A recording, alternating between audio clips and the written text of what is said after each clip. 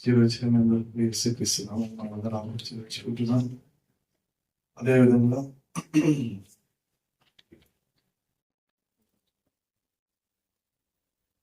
ఆయా సమయంలో గడిచిన వారం ఆరోగ్యం సహకరించకపోయినా ముట్టడి ఎక్కువైపోయింది. ఎన్ని సవాళ్ళు ఎదురైనప్పుడు వాక్యాన్ని ధ్యానించడానికి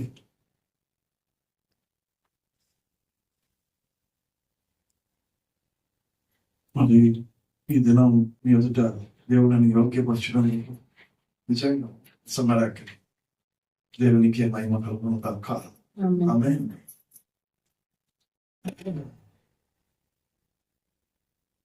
ఈయన అనూప్ గారు కూడా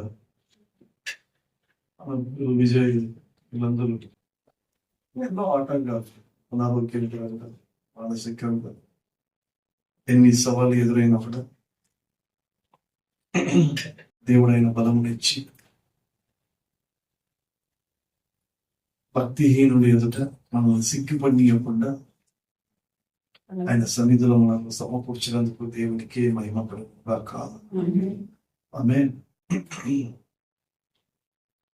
మీరు నా కొరకు ఎలాంటి మందిరము కట్టుదురు అని అన్నప్పుడు లోతున త్రోవి పునాది మీద ఆ బండ మీద పునాది వేసిన వాడి వలె ఉండాలి. ఆ పునాది మీద కట్టువాడు ఎలా ఉండాలట? స్థిరంగా ఉండాలి. నిరీక్షణల నుంచి తొలగిపోనీయకుండా ఉండాలి. విశ్వాసంలో హల్లెలూయా. ఇవి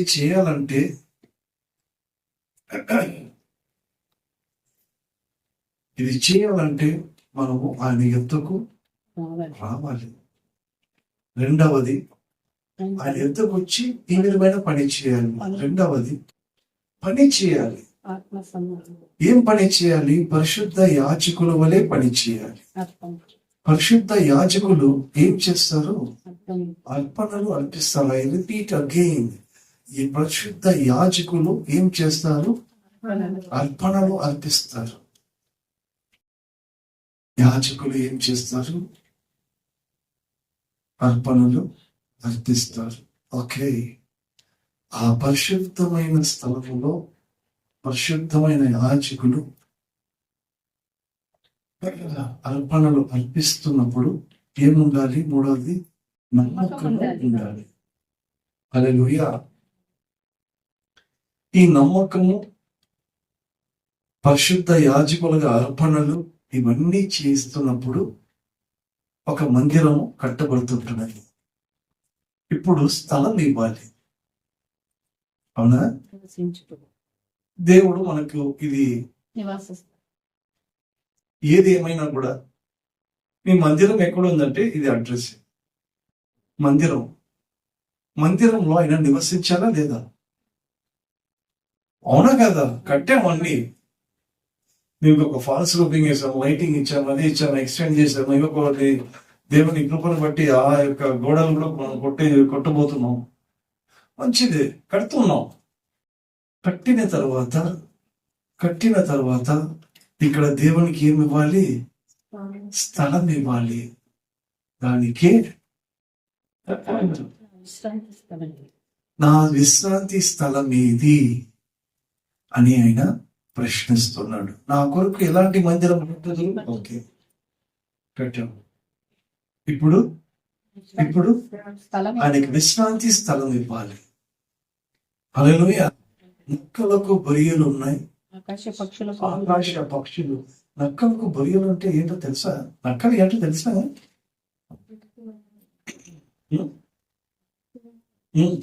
లూకా 13:31-32 చదవండి.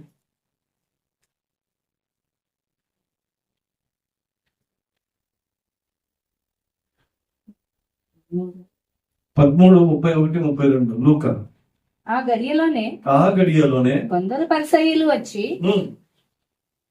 నీవిక్కడ నుండి బయలుదేరి పొమ్ము, ఏ రోజు నేను చంపకోరుచున్నాడని ఆయనతో చెప్పగా ఆయన వారిని చూచి ఆయన వారిని చూచి మీరు వెళ్ళి ఆ నక్కతో ఇలాగ చెప్పు. ఆ నక్కతో ఇలా చెప్పండి. హల్లెలూయా. ఎవడు నక్క? ఓకే, ఇంకా చాలా ఉన్నాయి నక్కల గురించి. అది నక్క. మోసం, కుట్ర, డిసిక్ట్ఫుల్నెస్, క్రాఫ్టీనెస్, ఇవన్నీ తెలుగులో మీనింగ్ తీయాలంటే కష్టం కాదు, సహకరించలేదు అంత ఆరోగ్యం. ఓకే, మరి నక్కలకు బొయ్యలు ఉన్నాయి. ఎవరికి? హేరోదు లాంటి వానికి ఉన్నాయి. ఒక సొలొమోను కట్టిన మందిరం ఇది నాది అనుకుని హేరోదు పేరు పెట్టుకున్నాడు. తెలుసా? ఉన్నాయి. పక్షులకు గూళ్ళు. పక్షులు ఏమి మంచిగా చెడ్డవా? పక్షులు మంచిగా చెడ్డవా? మంచివేనా? సరే, మత్తయి 6:26 చూద్దాం.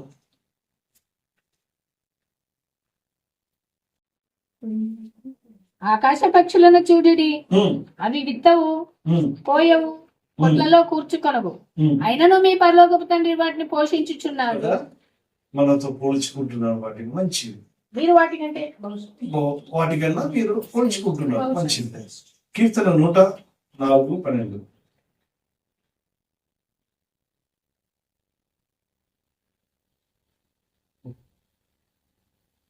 వాటి ఒడ్డున ఆకాశ పక్షులు వాసము చేయును, కొమ్మల నడుమ అవి సునాదము చేయును. ఇంకా తన గదులలో నుండి ఆకాశ పక్షులు ఏం చేస్తాయి? వాసము చేయును, నివాసము. కొమ్మల నడుమ అవి సునాదము చేయును. హల్లెలూయా. కదా, ఇవి మంచి దానికి పోల్చుకుంటున్నాడు. పక్షులు కొన్ని చోట వాటిని వేరే విధంగా చూస్తున్నాము. హల్లెలూయా. వాటికి అన్నిటికీ ఉన్నాయి. మరి నా స్థలం ఏది? హేరోదుకి స్థలం ఉందా? అరే చెప్పండి అయ్యా. ఉంది కదా. ఇప్పుడు నేను రాకపోతే నేను ఎవరికి స్థలం ఇచ్చినాను? అరే కమోను అయ్యా, ఈ రోజు నేను రాకపోతే నేను స్థలం ఎవరికి ఇచ్చాను? హేరోదుకి ఇచ్చాను. అంతే, హేరోదుకి ఇచ్చాను. నా స్థలం ఏది? ఎక్కడ నా స్థలం? ఇది నేను అడిగేది కాదండి. ఇది నేను అడిగేది కాదు. నేను అడిగే ప్రశ్న కాదు. ఇది దేవుడు అడుగుతున్న ప్రశ్న. ఇది నా విశ్రాంతి స్థలం ఇక్కడ. వాటికి చోటిస్తున్నావు, వీటికి చోటు ఉన్నాయి, వాటికి చోట్లు ఉన్నాయి. మరి నాది ఎక్కడ? Where is my nesting place? అవునా కదా? మలాకి 1:6 లేదా 8 చదవండి. 1:8. గుడ్డి దానిని తీసుకొని బలిగా అర్పించిన ఎడల అది దోషము కాదా? గుడ్డి దానినైనను రోగము గలి దానినైనను అర్పించిన ఎడల అది దోషము కాదా? అట్టి వాటిని నీ అధికారికి నీవు ఇచ్చిన ఎడల అతడు నీకు దయ చూపునా, నిన్ను అంగీకరించునా అని సైన్యములకు అధిపతి అడుగుచున్నాడు. కుంటిది, గుడ్డిది, రోగంగా ఉండేది అధికారికి ఇస్తే ఒప్పుకుంటాడు. నువ్వు కుంటి అయినా, గుడ్డి అయినా, ఏది ఏమైనా, రోగి అయినా కరెక్ట్గా పోయి సలెట్ కొడుతున్నాం ఆయనకి. మరి నాది ఇక్కడ నా విశ్రాంతి స్థలం ఏది? ఇల్లు కట్టావు, బాగుంది. నువ్వు ఎవరు? పరిశుద్ధ యాజకుడివి. మరి పరిశుద్ధ యాజకుడివి అయినప్పుడు నాకు అర్పణలు చెల్లించాలనుకున్నప్పుడు, నాకు ఒక విశ్రాంతి స్థలం నువ్వు ఇవ్వాలనుకున్నప్పుడు ఎలాంటిది అర్పిస్తున్నావు? ఎలాంటిది నాకు అర్పిస్తున్నావు? అది కుట్టిది, గుడ్డిది, రోగంగా ఉండేది. పో, మీ అధికారి హేరోదుకి చూద్దాం, చేస్తామా? You should check. నేనైనా సరే, ఎవరైనా సరే, I have to check. I have to say sorry for that. Hallelujah. I have to say very sorry for that. ఇల్లు కట్టి విశ్రాంతి స్థలం లేకపోతే ఏం లాభం? ఏం లాభం? అవునా కదండి?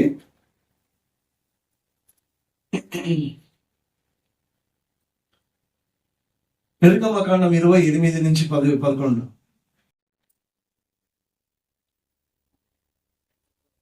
నిర్గమకాండం 20. విశ్రాంతి దినమును పరిశుద్ధముగా ఆచరించుటకు జ్ఞాపకం ఉంచుకొనుము. విశ్రాంతి దినమును పరిశుద్ధముగా ఆచరించుటకు జ్ఞాపకము చేసుకో. హల్లెలూయా. ఎన్నో జ్ఞాపకాలు ఉన్నాయి,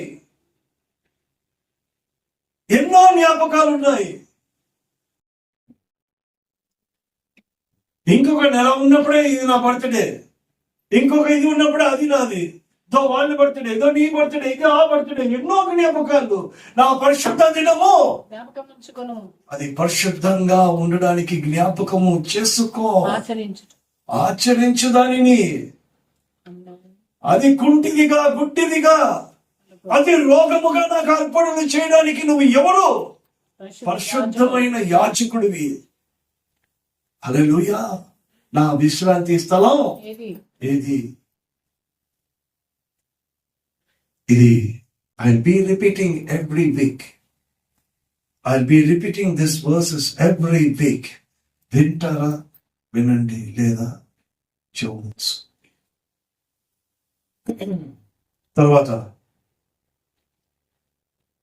6 దినములు నీవు కష్టపడి నీ పని అంతయు చేయవలెను. 7వ దినము నీ దేవుడైన యెహోవాకు విశ్రాంతి దినము. దానిలో నీవైనను, ఈ కుమారుడైనను, ఈ కుమార్తె అయినను, ఈ దాసుడైనను, ఈ దాసి అయినను, ఈ పశువైనను, నీ ఇళ్లలో ఉన్న పరదేశి అయినను ఏ పని చేయకూడదు. అది నా పని. హల్లెలూయా. మత్తయి 12:8.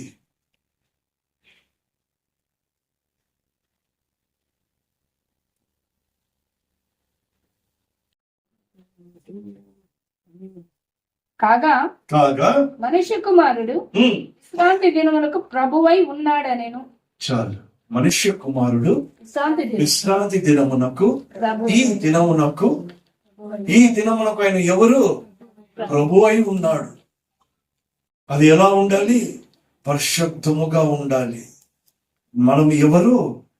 పరిశుద్ధ యాజకుడే. పరిశుద్ధ యాజకులు. హల్లెలూయా. సజీవమైన రాళ్ళు వలె ఉండి మందిరము కట్టాము. ఇప్పుడు ఏ విధంగా మార్చబడ్డాము? యాజకులుగా మార్చబడ్డాము. ఏం అర్పించాలి? అర్పణలు అర్పించాలి. నువ్వు అర్పించే అర్పణలు ఏమి ఉండకూడదు? కుంటిది గుడ్డిది రోగముగా ఉండకూడదు. అలాంటిది ఏమైనా ఉంటే నీ అధికారికి పోయి నువ్వు అర్పించి చూద్దాం. ఉద్యోగంలో నుంచి, బాధ్యతల నుంచి తొలగిస్తాడు. మరి నేనేంటి? హల్లెలూయా. నేనేంటి? నైట్ టీ ఓకే అడిగినాను. మార్నింగ్ ఎట్లా? No problem. I'll get up. You have to get up. You have to get up. 10 sharp 10 login. Sharp 10 login అయితే 9:30 10 ఇక్కడ లాగిన్ కావాల్సిందే. కాకపోతే నువ్వు కుంటోడివి, నువ్వు గుట్టోడివి, నువ్వు రోగివి. హల్లెలూయా.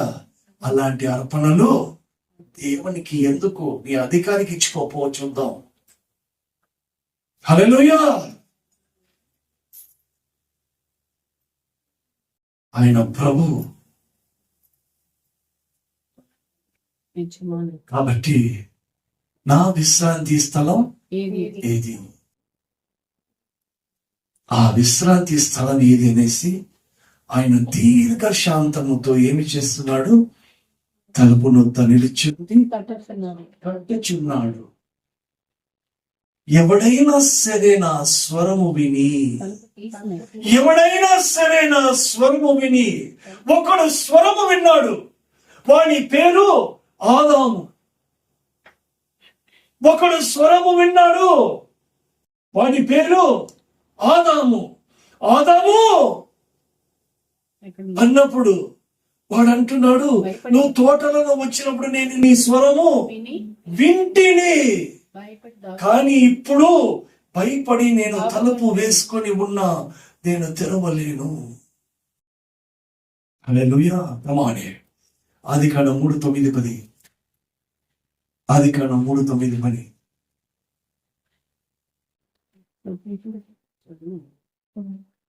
ఆదికాండం 3:9. ఆదికాండం తెరవడానికి ఎంతసేపు అయ్యా? దేవుడైన యెహోవా ఆదాముని పిలిచి, నీవు ఎక్కడ ఉన్నావని అనెను. అందుకతడు, నేను తోటలో నీ స్వరము విని, నేను తోటలో తలుపు తట్టుతున్నప్పుడు నేను నీ స్వరము వింటిని.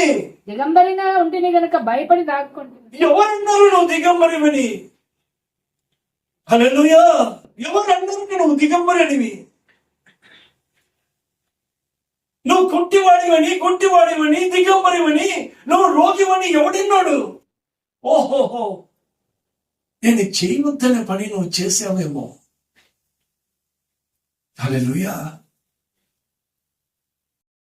ఒకడు విన్నాడు, తలుపు తెరవలేకపోతున్నాడు. Are you with me? ఒకడు విన్నాడు, తలుపు తీయలేకపోతున్నాడు. ఒకరు తలుపు తడుతున్నప్పుడు స్వరము విన్నారు, స్వరము విని తలుపు తెరుస్తున్నారు. ఒకడు తలుపు తెరవలేకపోతున్నాడు, ఒకడు తలుపు తెరుస్తున్నాడు. తెరిచిన తర్వాత కావలసిన వాడు అక్కడ లేడు. హల్లెలూయా. కావలసిన వాడు అక్కడ లేడు. శరీరం వచ్చి తలుపు తెరుస్తున్నది. ఆత్మ ఏం చేస్తుంది? ఆత్మ వేరే ఎక్కడికి పోదు. ఆత్మ ఎక్కడ పోతుంది? ఆయన ఎక్కడుంటే అక్కడే ఉంటుంది. ఏం చేస్తుంది? కానీ జీవం ఎక్కడుంది?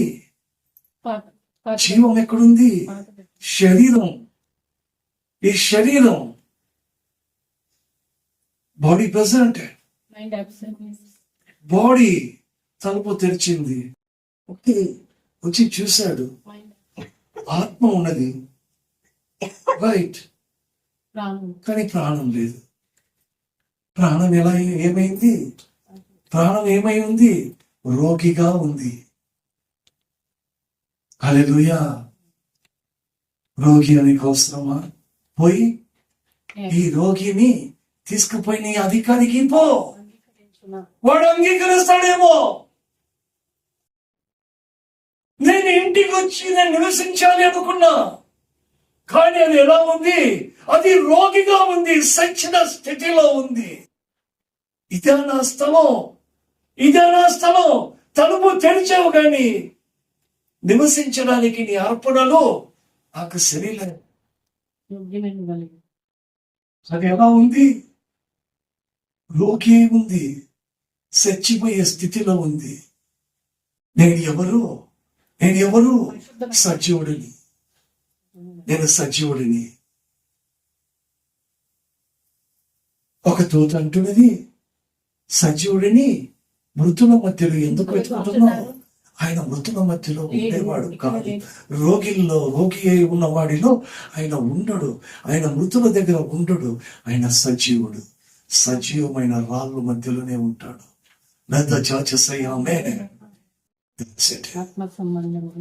నువ్వు ఎవరు? నువ్వు సజీవమైన రాయి అయితే నీ యొక్క హృదయము సజీవంగా ఉండాలి. అది గుడ్డిదిగా ఉండకూడదు, అది రోగిగా ఉండకూడదు. హల్లెలూయా.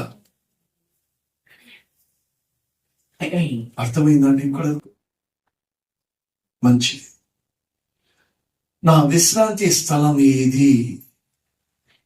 అది ఎలా ఉండకూడదు? హెబ్రీయులకు రాసిన పత్రిక 10:25గా ఉండకూడదు.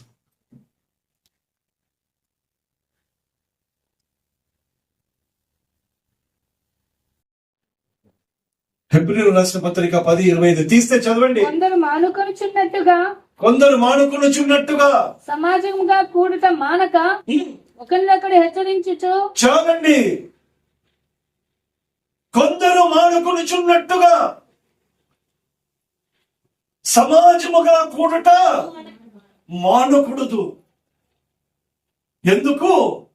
ఈ దినము విశ్రాంతి దినము. ఈ విశ్రాంతి దినముకు ఆయన ఎవరు? ప్రభు. నన్ను అందరినీ పరిపాలించేవాడు. నా విశ్రాంతి స్థలం ఏది? హల్లెలూయా. ఏది? ఇప్పుడు ఈ విశ్రాంతి స్థలానికి ప్రభుగా ఉన్నాడా? ఉన్నాడా?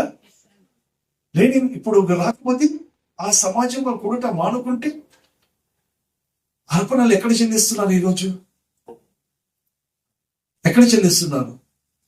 నేననేది కాదు, ఆయన అన్న మాటలు. ఇది నా దినము, ఈ దినానికి నేను ప్రభు. 6 దినాలు నువ్వు నీది, 7వ దినము నాది. నేను దానికి ప్రభు. అర్పణలు నాకు అర్పించాల్సిందే. నా అర్పణలు ఎక్కడ? ఎవరికి అర్పిస్తున్నావు? నువ్వు నక్క. ఎవడు?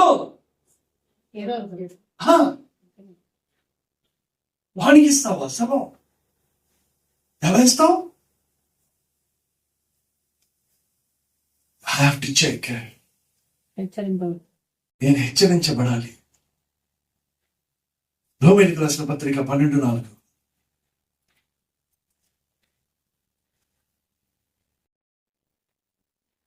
త్వరగా. ఒక శరీరములో మనకు అనేక అవయవములు ఉండినను ఈ అవయవములన్నిటికీ ఒకటే పని ఎలాగ ఉండదో అలాగే అనేకమైన మనం. ఇవంతా కలిస్తే శరీరం. కానీ శరీరంలో అనేక జ్యోతి, కీర్తి, ఆది, అందరికి ఒక్కొక్క పేర్లు, ఒక్కొక్కరు ఒక్కొక్క అవయవం. అలాగనే ఈ శరీరంలో కూడా, ఈ శరీరం ఒక దేహం అయితే ఈ దేహానికి ఇది ముక్కు, కన్ను, చెవు, నోరు అనేది ఎలా ఉందో ఇక్కడ కూడా మనము ఎలా ఉన్నాం? వ్యక్తిగతంగా ఉన్నాం. హల్లెలూయా. ఈ వ్యక్తిగతంగా ఉంటున్న అందరము కలిస్తే సమాజముగా కూడుకుంటే మానకూడదు. సమాజంగా కూడినప్పుడు అది ఒక దేహం, అది శరీరం.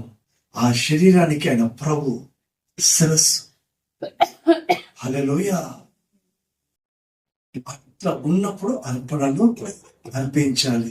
ఇప్పుడు కూడా అర్పిస్తున్నాం, సమాజముగా కూడి అర్పణలు అర్పిస్తున్నాం. కానీ కుంటి ఉంది. ఆయన శిరస్సు అయితే ఈ దేహం ఎలా ఉందంట? కుంటుకుండా ఉందంట. ఎందుకు? సమాజంలో కూడుకున్నట మానుకున్నారే. ఎక్కడైనా విశ్రాంతి స్థలం. హల్లెలూయా.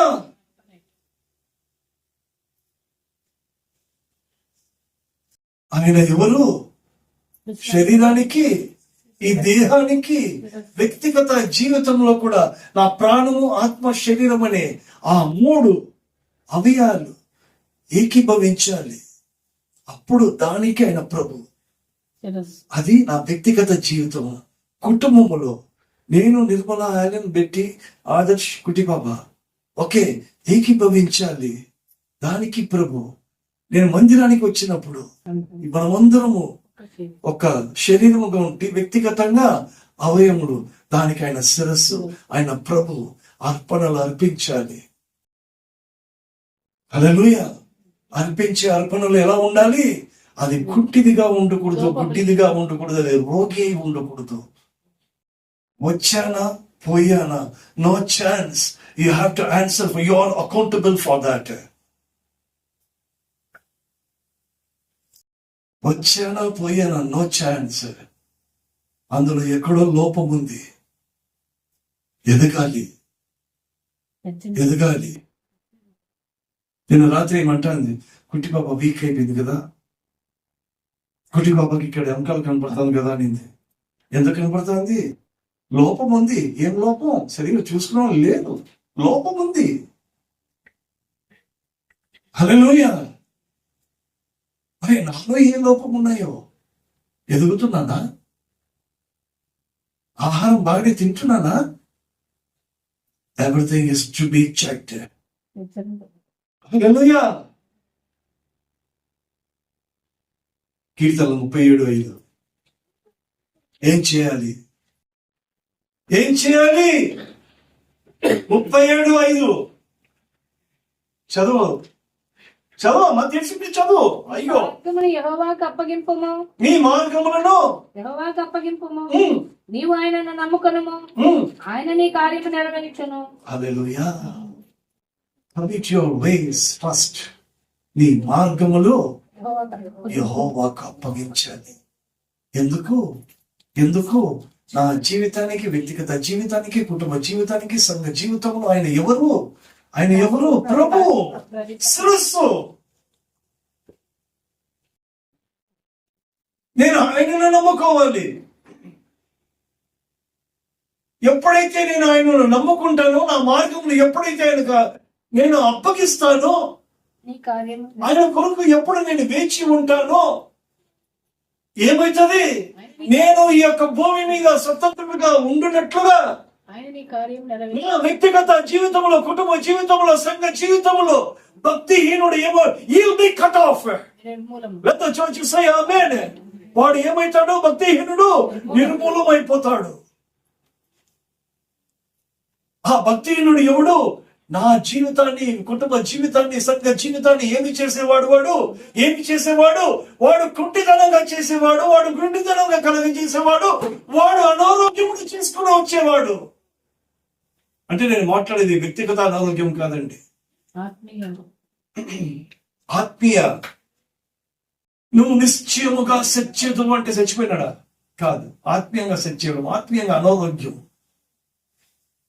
మనకు వచ్చేది శరీరానికి అనారోగ్యం. ఈ అనారోగ్యం మనల్ని కదలించకుండా, ఈ బుక్ తిప్పనీయకుండా, దీన్ని రాసినీయకుండా చేస్తుంది. ఇది దీని కథ వదలండి. I'm talking about the spiritual. Hope you understand. నీ మార్గములు యెహోవాకు అప్పగించి. ఎందుకు నా మార్గంలో ఆయనకి ఎందుకు అప్పచెప్పాలి? ఎందుకు అప్పచెప్పాలి అంటే ఆయన అంటున్నాడు, నేనే మార్గము, నేనే సత్యము, నేనే జీవము. నా ద్వారా తప్ప ఎవడును పరలోకానికి రాలేడు, చేరలేడు. హల్లెలూయా. నా ద్వారా తప్ప నువ్వు అర్పణలు అర్పించలేవు. నువ్వు నా ద్వారానే నువ్వు అర్పణలు అర్పించాలి. నా ద్వారా నువ్వు అర్పించినప్పుడు నేను నీకు ప్రభు నామమును నువ్వు అర్పించినప్పుడు నా ద్వారా అది ఎక్కడికి వెళుతుంది? తండ్రి యొద్దకు వెళుతుంది. అదే నా మార్గం. అప్పుడు నీ యొక్క ధూపము ఏ విధంగా తండ్రి యొద్దకు చేర్చబడుతుందో, నువ్వు స్వతంత్రికుడు అయిపోయి, భక్తిహీనుడు తొలగించబడి, నువ్వు స్వతంత్రిగా నిలబడినప్పుడు నువ్వు కూడా నా ద్వారా నువ్వు పరలోకానికి చేర్చబడతావు. ఇది నా మార్గం. హల్లెలూయా. నా మార్గంలో అప్పచెప్పంటే నేను ఇక్కడి నుంచి బజార్కి పోయి వచ్చేది కాదు. హల్లెలూయా.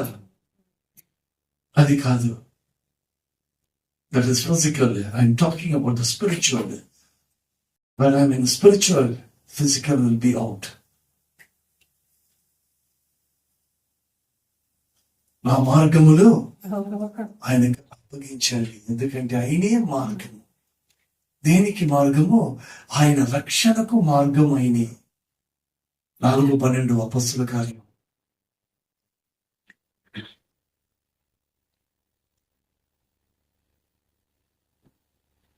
ఒక్క కథ చదువుకొని చూసుకొని మనం ముందుకు మరి ఎవని వలనను రక్షణ కలుగదు, ఈ నామముననే మనం రక్షణ పొందవలను. కాని ఆకాశము క్రింద మనుష్యులలో ఇవ్వబడిన మరి ఏ నామమున రక్షణ పొందలేము అనేది.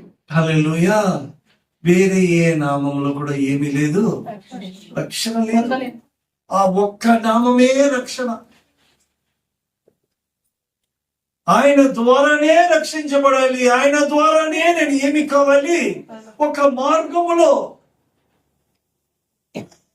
నేను ఎక్కడ చెందాలి? తండ్రిని చేర్చబడాలి. నా ద్వారానే తప్ప.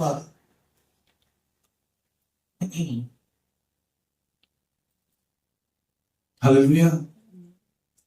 అమ్మా, మనం ఎక్కడ పోయినామమ్మా? మీరు నువ్వే అమ్మా గట్టిగా చెప్పు. ఏమన్నా తప్ప? కర్నూలు పోయావా? ఎట్లా పోయావు? కారు వద్దు, వేరే ఎట్లా పోతావు? ట్రైన్ లేదు, బస్సు కూడా లేదు, ప్లేన్ అది కూడా లేదు. ఎట్లా పోతావు?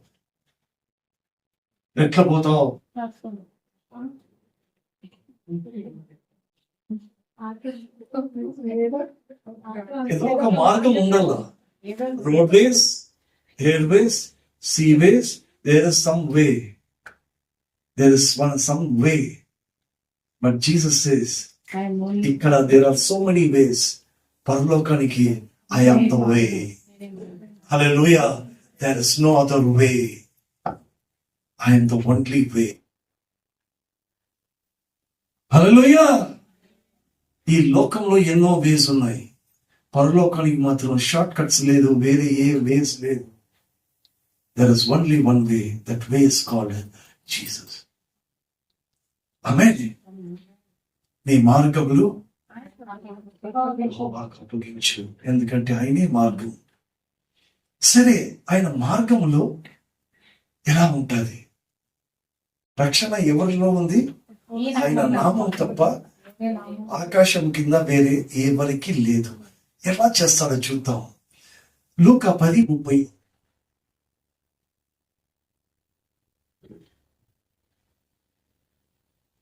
త్వరగా. అందుకే ఒక మనుష్యుడు యెరూషలేము నుండి యెరికో పట్టణములకు దిగి వెళ్ళుచు. చాలు, దిగి వెళ్ళుచు. దొంగలు చేశారు, చంపేయండి. దొంగల చేతిలో చిక్కాడు. వారు అతని బట్టలు దోచుకుని అతని కొట్టి ప్రాణముతో విడిచిపోయి. అప్పుడు ఒక యాజకుడు ఆ త్రోవను వెళ్ళుతో తటస్థించాడు.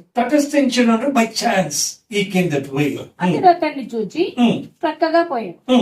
అలాగుననే లేవీయుడు ఒకడు ఆ చోటికి వచ్చి చూచి ప్రక్కగా పోయాను. చాలు. ఈడ మనం గమనించాల్సింది ఏంటో తెలుసా? A certain man went down. That is should be underlined. వాడు ఎరికో నుంచి యెరూషలేముకు పోలేదు. యెరూషలేము నుండి ఎరికోకు దిగి వచ్చాను. ఏమి వచ్చాను? ఎలా వచ్చాను? దిగి వచ్చాను. ఒక మనుషుడు వాడు దిగి వస్తున్నాడు. ఏదోను నుంచి లోకానికి దిగి వచ్చాడు. ఏదోను దేవుని యొక్క ప్రసన్నత, దేవుని యొక్క సన్నిధి, దేవుని యొక్క మహిమ, వాటిని విడిచిపెట్టి వాడు ఎక్కడికి దిగి వచ్చినో ఆ త్రోవలనే, అదే త్రోవలనే తటస్థుగా. It was by chance. ఎవరు వచ్చాడు? అందుకే చెప్పాను, ఎవడు మనం ఎవరు అని అడిగాను. వాడు ఎవడు? వాడు ఒక యాజకుడు. వాడు కూడా తటస్థుగా త్రోవను వచ్చాడు, చూచాడు, ప్రక్కకు పోయాడు. అదే సమయంలో ఇంకోడు కూడా ఎక్కడి నుంచి వచ్చాడు? వాడు కూడా దిగి వస్తున్నాడు. ముందు ఒక మనుషుడు దిగి వచ్చాడు, కొట్టబడ్డాడు. వీడు యాజకుడు వచ్చాడు, చూశాడు, పోయాడు. ఇంకోడు లేవీయుడు కూడా వచ్చాడు. ఎలా వచ్చాడు? దిగి వచ్చాడు. వాడు కూడా చూచాడు, ప్రక్కకు పోయాడు. హల్లెలూయా. నాలుగో వాడు కూడా దిగి వచ్చాడు. సమరయుడు. చూడండి 33.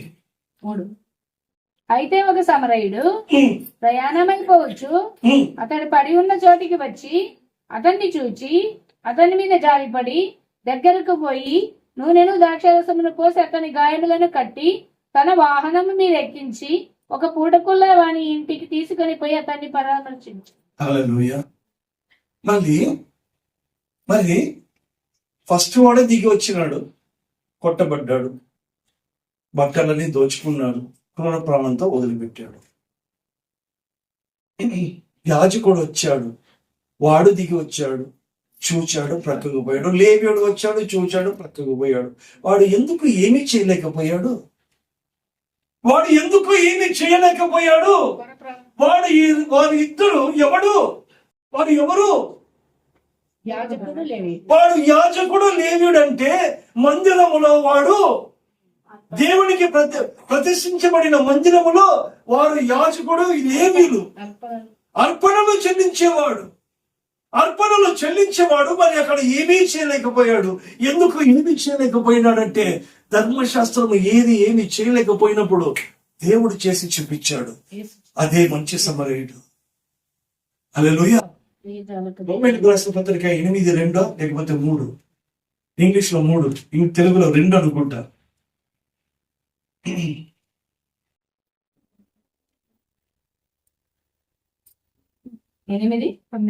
2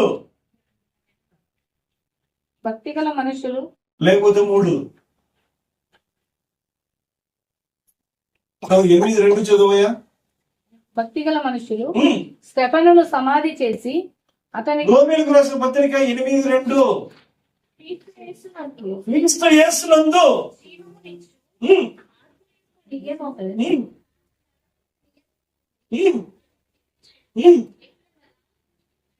ధర్మశాస్త్రము దేనిని చెయ్యజాలకపోయిందో.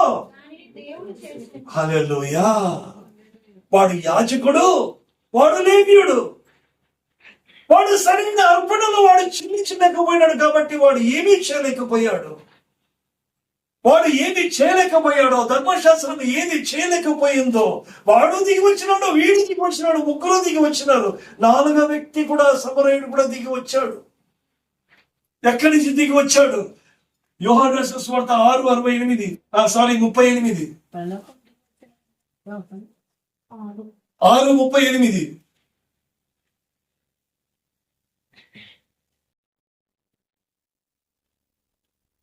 యోహాను 6:38. ఎంతసేపు అయ్యా? నా ఇష్టం నెరవేర్చుటకు నేను రాలేదు, నన్ను పంపిన వారి చిత్తం నెరవేర్చుటకు పరలోకం నుండి దిగి వచ్చి. ఈయన కూడా పరలోకం నుంచి దిగి వచ్చాడు. కానీ వీళ్ళు ఎక్కడి నుంచి దిగి వస్తున్నారు? యెరూషలేము నుంచి దిగి వస్తున్నారు. హల్లెలూయా. సమాధానాన్ని విడిచిపెట్టి వస్తున్న ఒక మనిషిని చూశాడు. వాడిని ధర్మశాస్త్రం ఏమీ చేయలేకపోయింది. కాబట్టి ఈయనే చేయగలిగినాడంటే ఈయనలో ఏముంది? రక్షణ ఉంది. ఆ నామంలో రక్షణ ఉంది. ఆ నామంలో ఒక మార్గం ఉంది. ఆ మార్గము ద్వారా తప్ప నేను పరలోక రాజ్యానికి చేరలేను. నా నివాస స్థలం ఇది. హల్లెలూయా. నా నివాస స్థలము ఏది? ముగిస్తామా?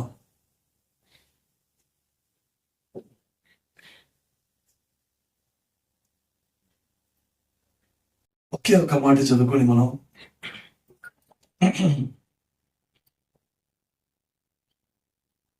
చాలా మంది కూడా రాలేదు, అందరూ వినాలి. కీర్తన 132, 13, 14 చదువుకొని మనం వాక్యంలోకి వెళ్దాం, ప్రార్థనలోకి వెళ్దాం.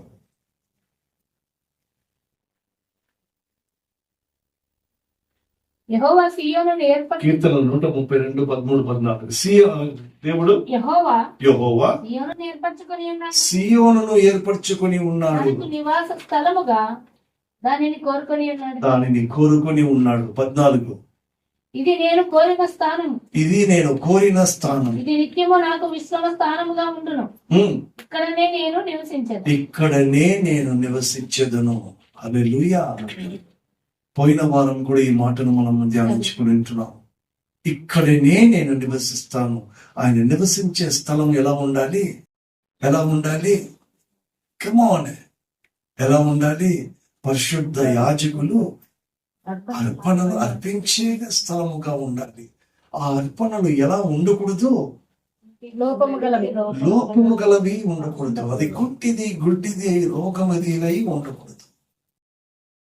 ఆ అర్పణలు ఆయనకు చెల్లించినప్పుడు ఆ అర్పణలు తీసుకోవడానికి ఆయన అక్కడికి వచ్చి, ఇదే నా నివాస స్థలము, నేను దీన్ని ఏర్పరచుకున్నాను, నేను ఇక్కడ ఉంటానన్నప్పుడు, అన్నప్పుడు ఏమి ఉండదు అక్కడ? అమ్మా అక్కడ ఏమి ఉండదు? భక్తిహీనుడు ఉండడు.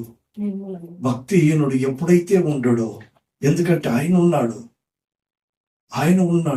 అది ఆయన ఉన్న స్థలం కుంటిది కాదు, గుడ్డిది కాదు, అది లోపమైది కాదు. కాబట్టి ఆయన వచ్చి ఇది నా స్థలము అన్నప్పుడు భక్తిహీనుడు విల్ బి కట్ ఆఫ్. ఎప్పుడైతే వాడు కట్ ఆఫ్ అవుతాడో, ఈ భూమి నాకి స్వతంత్రం, నాకు ఇది కావాలనుకునే ముందు అది నాకు వచ్చేస్తుంది. హల్లెలూయా. నా తలంపులో అది పుట్టక మునుపే ఇది కదా అనుకున్నా నేనే, నా అకౌంట్లోంచి పడుతుంది. ఇది సత్యం. హల్లెలూయా. హల్లెలూయా. దేవుని నివాస స్థలం ఏది? కాబట్టి ఆ నివాస స్థలం కొరికి నన్ను జ్ఞాపకం చేసుకున్నట్టుగా దీనిని చేయడని చెప్పిన దేవుడి మాటలు మనం వెనుకడికి ఆశ్రయించి దీవించును గాక. ఆమేన్.